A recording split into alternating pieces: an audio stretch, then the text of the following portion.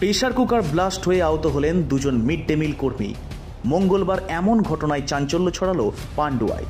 স্থানীয় সূত্রে জানা যায়, পান্ডুয়া বিবেকানন্দনগর জিএসএফপি বিদ্যালয়ে স্কুল শুরু হওয়ার পরেই প্রতিদিনকার মতো মিড ডে মিল রান্না শুরু করে মিড ডে মিল কর্মীরা।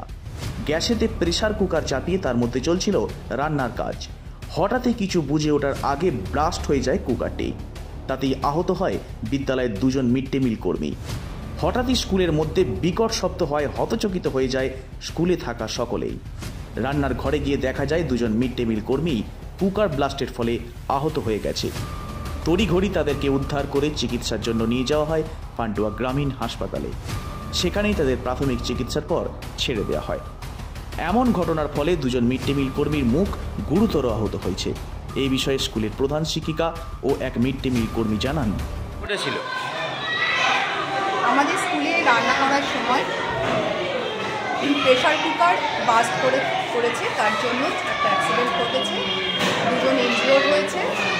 আর খাওয়া দাওয়ার যেহেতু বাস্ট করেছে নষ্ট হয়েছে, হসপিটালে নিয়ে যাওয়া হয়েছে। দুজনকে ডাক্তার ওষুধ দিয়েছে, একজনের কপাল কেটে গেছে, স্টিচ করা হয়েছে। খাওয়া সব নষ্ট হয়েছে। বাচ্চাদের আজকে ড্রাই ফুড দেওয়া হচ্ছে, ব্যবস্থা হয়েছে, ড্রাই ফুড দিয়ে দেওয়া হচ্ছে। প্রশাসন তো হ্যাঁ সবাই জানে, পুলিশ এসেছিলেন, সব দেখে গেছে। হসপিটালে এখনও যারা আছে এনজিও, এখন চোখের ডাক্তার দেখানো হবে যারা এনজিও। এমনি সিচুয়েশন কন্ট্রোলেই আছে। বাচ্চাদের কিছু না, বাচ্চাদের কিছু হয়নি। আরও যারা ফুড কাম হেল্পার ছিলেন, আরও বাকি চারজন, তাদেরও কোনো সমস্যা কিছু হয়নি। দিদি আপনার নামটা? আমার নাম শম্পা দেবী। আমি মশলা বাড়ছিলাম, ও আলু ধুচ্ছিল, ও পেঁয়াজ কাটছিল, আর একজন ওইখানটায় বসেছিল গ্যাসের সামনে, ভাত ছেড়ছিল, আর একজন ভাত ছেড়ছিল। হঠাৎ দেখি সারাটা ঘর ধোঁয়ায় অন্ধকার হয়ে গেছে। সেই করে কোনো রকম আমরা সব বেরিয়ে এসছি।